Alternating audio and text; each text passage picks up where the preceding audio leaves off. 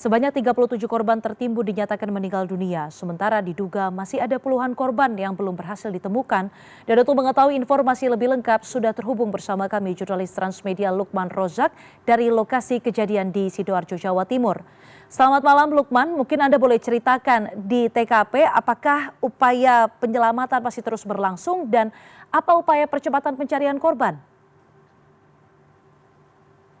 Baik, ya benar sekali Diana. Hari ini upaya pencarian santri korban reruntuhan bangunan Musola Al-Khazini masih terus berlangsung. Tim penyelamat dari Basarnas, BNPB, dan TNI Polri bahu-membahu mempercepat proses evakuasi dan pemindahan material bangunan.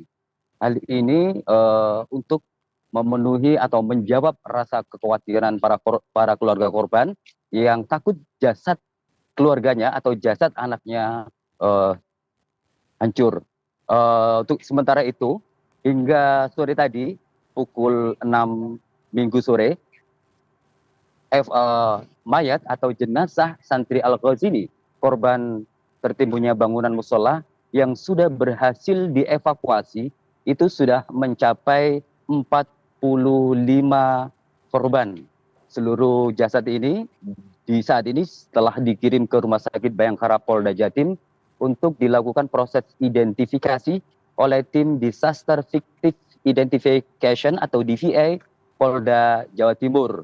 Dan hari ini total yang berhasil dievakuasi mulai dari pukul 00 Minggu dini hari hingga sore tadi itu sudah mencapai 19 korban meninggal dunia. Jadi total korban yang meninggal yang berhasil dievakuasi sejak terjadinya tragedi runtuhnya bangunan Al-Khazini hingga sore tadi itu sudah mencapai 45 korban jiwa. Oke, Lukman, ini artinya kan ada 45 orang yang sudah dinyatakan meninggal. Kemudian kalau saya lihat di belakang Anda ini kan juga aktivitas pencarian masih terus berlangsung.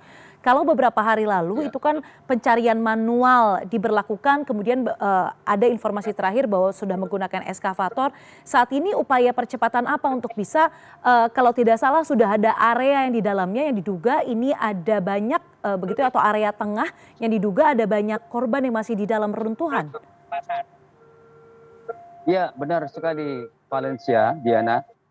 Proses evakuasi ini masih terus dilakukan 24 jam non-stop.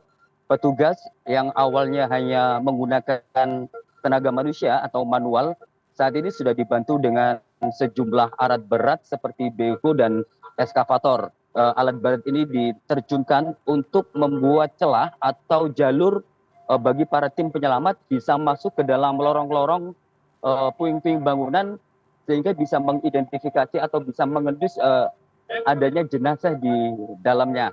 Namun berdasarkan keterangan jam 6 sore tadi BNPB, upaya pembersihan dan pencarian dengan alat berat ini untuk sementara akan dikurangi karena untuk menghindari rubuhnya susulan apa ambruk susulan. Karena ini tiang ini masih terkoneksi dengan gedung lama. Jadi takutnya nanti kalau menggunakan alat berat atau dipaksakan menggunakan alat berat karena besi atau kolomnya ini terkoneksi dengan gedung yang masih berdiri, takutnya nanti yang masih berdiri ini juga ikut ambruk. Jadi ini masih dalam proses, mungkin nanti akan dilakukan pemotongan besi tahap per tahap sehingga tidak membuat gedung yang lainnya ikut terancam ambruk seperti itu, Valencia.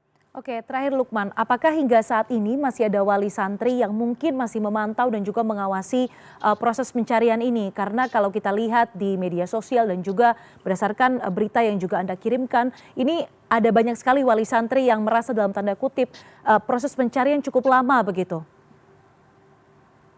Ya, sejak pertama kali tragedi ini terjadi, wali santri memenuhi Pondok Pesantren Al-Khazini di Buduran Sidoarjo. Mereka memang selain memang untuk mempertanyakan keberadaan anaknya, mereka juga dimintai keterangan atau didata oleh tim DVI Polda Jawa Timur untuk mengambil keterangan mungkin sidik jari, DNA, yang berkaitan dengan data anak korban. Dan di belakang saya, Diana, ini baru saja ambruk